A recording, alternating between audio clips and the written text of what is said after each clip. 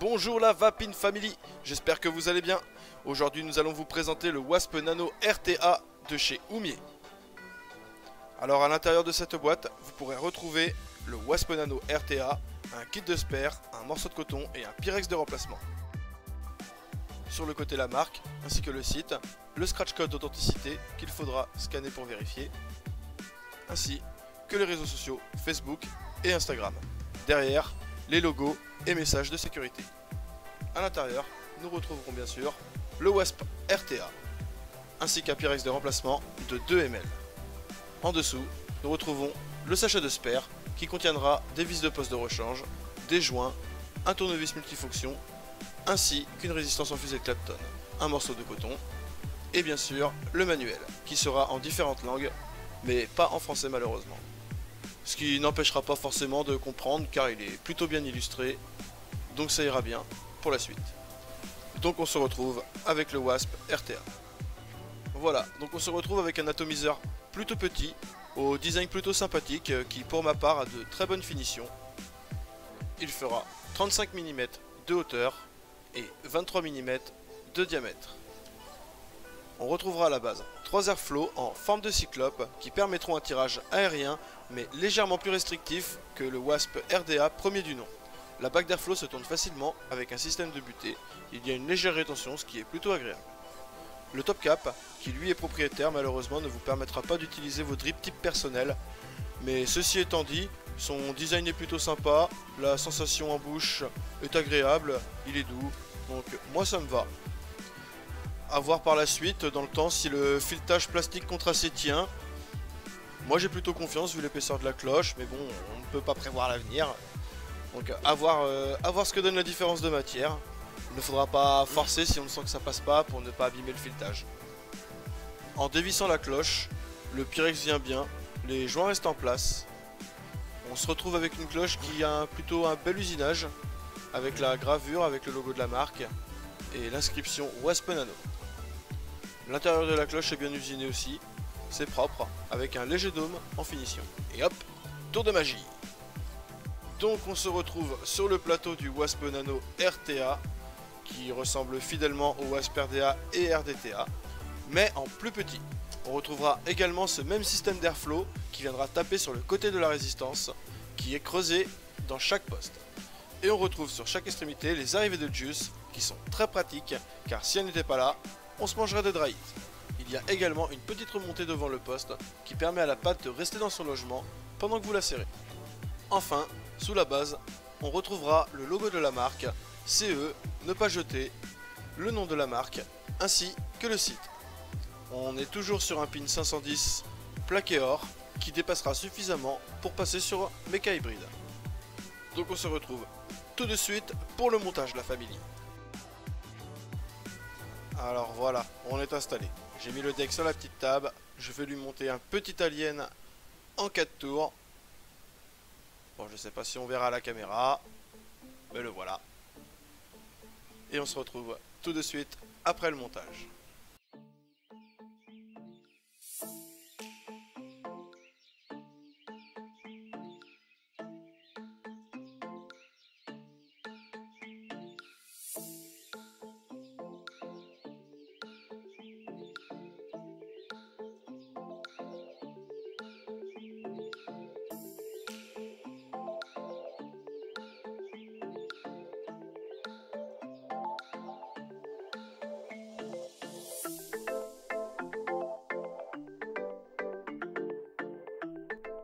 Voilà la famille, le coil est monté. Alors mon petit conseil pour optimiser les saveurs, c'est de placer le haut du coil avec le haut des postes, comme ça, comme je vous montre avec mon guide. Voilà, très bien. Donc maintenant, je passe au rodage et je vous dis à tout de suite.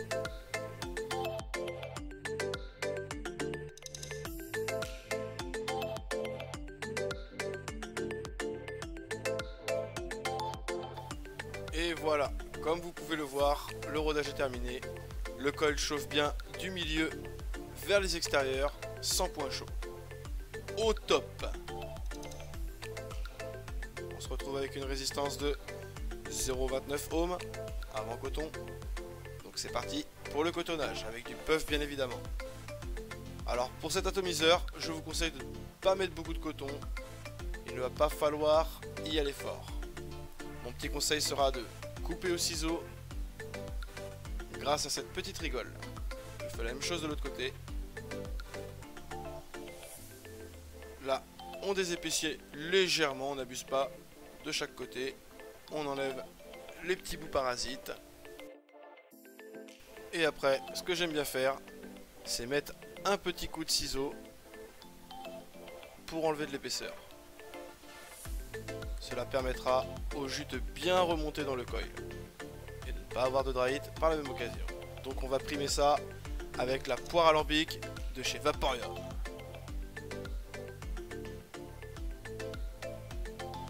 Voilà, voilà, ça fume bien, ça fonctionne bien. On n'hésite pas, on met du juice, du bon juice. Après, il va tout simplement falloir placer le coton dans les arrivées de juice, sans trop le tasser bien sûr, n'hésitez pas à le recouper, et en évitant de mettre du coton dans les filetages. Ce serait très fâcheux pour la fermeture. Ensuite, on passe à l'autre côté. Ah, j'ai pas mis assez de juice, donc je vais en remettre un petit coup. Allez, voilà, très bien, hop, et là on va être super bien, et oui, oui, c'est top. Allez, on va se remonter ce petit Wasp Nano RTA là. Ah, ça passe très bien.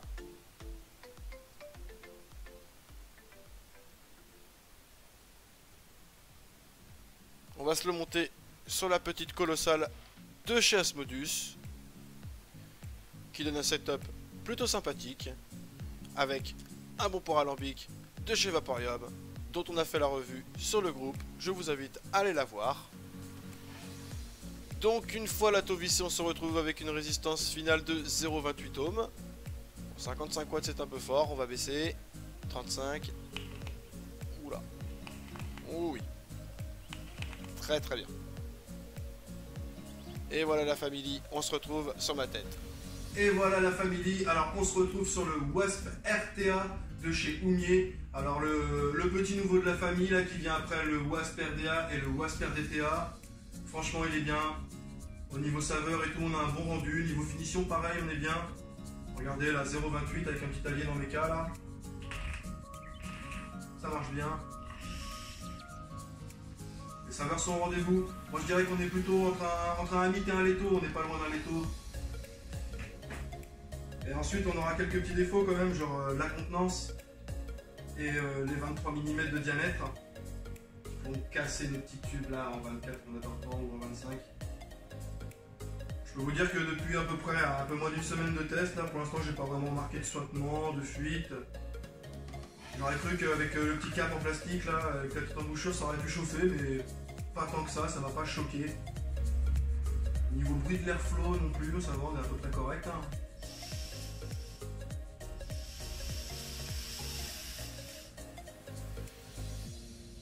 J'ai pas de sifflement. En tout cas voilà, hein, on est bien. Moi je suis plutôt content de la petite bête hein, pour une vingtaine d'euros on va dire. Là c'est vraiment très bien. Hein. L'atto il va être accessible, hein, accessible je pense à tout le monde. Hein. Le cotonnage c'est pas très compliqué. Donc moi je vous dis la famille, restez connectés, les revues on vous en prépare, les concours on en prépare toujours, les Vactrix, les tutos, donc restez connectés. Si vous avez des questions, n'hésitez pas à nous les balancer en commentaire, on y répondra avec plaisir. Sur ce, je vous dis une bonne vape. Et bis la famille.